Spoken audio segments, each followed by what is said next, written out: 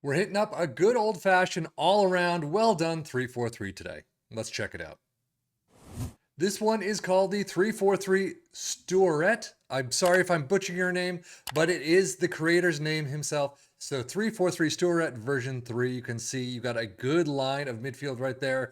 So we will see how it does for our three teams of Liverpool, Aston Villa, and our championship side of Ipswich Town in just a minute.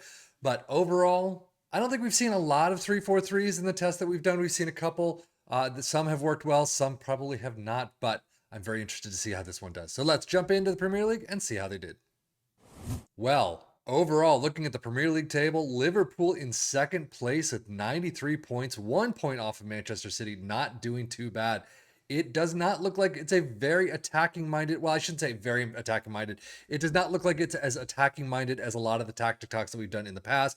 But 86 goals looks like it's good enough for second place. I mean, it's still far below Manchester City, but Aston Villa with 71 goals, 77 points, not doing too bad. Liverpool's scheduled domestic cups, getting to the Carabao Cup final and winning over Arsenal 1-0. So that is a fantastic trophy right there.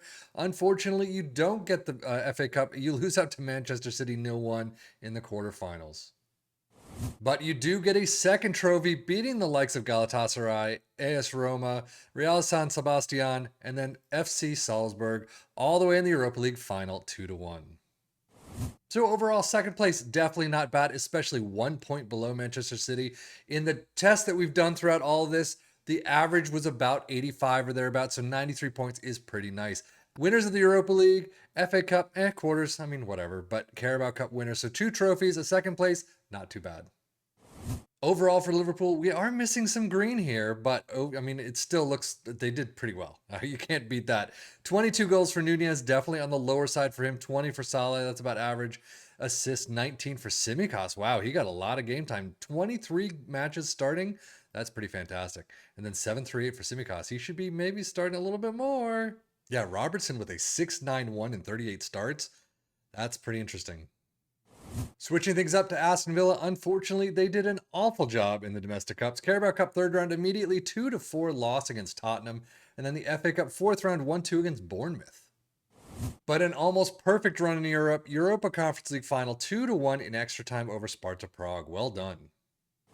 So overall, fourth place in the Premier League, not bad. We've definitely seen better, but we have seen a lot worse. Winners of the Conference League is fantastic. We've seen that a lot, though. Domestically, though, not great at all. Squad wise, definitely down on the green from what we've been expecting the last couple of times, but 20 goals from Moussa Diaby. He is still there. That is fantastic to see. 16 for Douglas Luiz, assists 12 for Diaby and Matty Cash, and then average rating, well, Robin Olsen with one appearance as a 7-4-0, but 7-2-0 for Matty Cash. Liverpool's data hub is actually looking a little bit like Aston Villa's when they get really high in the table, but goals per game is missing. You've got some high non-penalty expected goals and shots per game and dribbles and all that. You're doing well defensively, of course, but goals per game only 2.26. That's a bit down from what we've been seeing the last couple of weeks, but 0.55 conceded, 0.58 XG against. That's looking pretty nice. Data hub for Aston Villa. We know Liverpool did fairly well attacking wise. Aston Villa, not so much. I mean, a lot less numbers there. If we look at goals per game, only 1.87. That's kind of on the average mark. Conceded 0.71, so they did a much better job here. And then XG against 1.02. Premier League stats. You could see Liverpool most points per game, rather 2.45. Aston Villa with a 2.03. Most goals. Liverpool in second with 86, as we saw. Aston Villa tying for 4 with 71. Fewest shots against. Liverpool in second with 195. Aston Villa in third with 288. Most possession, Liverpool with only 50%. Most dribbles made, though. Third place with 739. Aston Villa in sixth with 678. Best pass completion, Liverpool does show up with 88%. And then most shots for Liverpool in first with 668. And Aston Villa in fifth with 502. But now let's check things out with Ipswich Town in the championship. You can see Ipswich Town in second place by a single point. Goal differential is much better, though, than Leeds. If you could just take this, get a couple more draws than losses or a couple wins, or things like that, you're golden. You're perfect. But still, second place is nothing to laugh at. You get automatically promoted next season. Don't have to deal with the playoffs. Still pretty nice. And that top 4 right there is insane. Well, now let's just check out the Carabao Cup second round. You're out against Bournemouth 2-3, so you got one match in, but FA Cup final. You beat Manchester City 2-1. That is crazy. I mean, we've recently seen them win the FA Cup in a tactic, but Manchester City, Arsenal, Bournemouth, yeah, that's a fantastic one. So overall, I mean, Sky Bet Championship, second place is nothing to laugh at. Like I said, it's fantastic mark there. We've seen them first time and time again, but I'll take second place, no question about it. Carabao Cup, pretty awful. But man, the FA Cup, that's insane.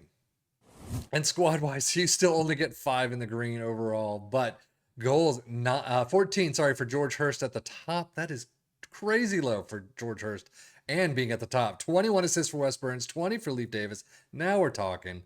But 7-6-8 for Donasian with 8 off the bench in one start, but 7-3-0 for Leif Davis. Championship stats 2.15 points per game for Ipswich Town in second. Most goals, third with 91. Fewest shots against, 267 in first. Most dribbles made in fourth with 793. And most shots for in second with 710. But now let's take a look at this FA Cup winning tactic for Ipswich Town. Absolutely crazy. But we start out with a sweeper keeper in defend. Ball playing defenders all along that back line. Wingbacks on the left and the right in attack with 2 DMs sandwiched in between. 2 inside forwards in support above them, and an advanced forward in attack up front. Balanced mentality, in possession, attacking with his narrow approach plays pass into space, underlap on the left and the right, focus play down the left and the right. Passing directness is shorter, tempo is higher, low crosses and run at defense. In transition, counter press, counter, distribute quickly and roll it out. And out of possession, a high press line of engagement, a much higher defensive line, trigger press much more often, prevent short goalkeeper distribution, get stuck in, step up more, and invite crosses. But now, how did it do for our 3 teams? I mean, I gotta say, pretty darn nice. Second place for Ipswich Town. The FA Cup, I mean, yeah, that's good enough there to take a look. Any team right here, especially Ipswich Town, still, I believe, media prediction around 10th place, but I would take a look. No question about it. Liverpool, yeah, second place, 93 points though is pretty nice. Aston Villa in fourth with 77 is about average for them. I think overall, this is definitely one I would take a look at if you like that 3-4-3. No question about it. But that is it for me, Sevian FM, for the Football Manager blog channel, saying thank you as always for watching. Take care and enjoy.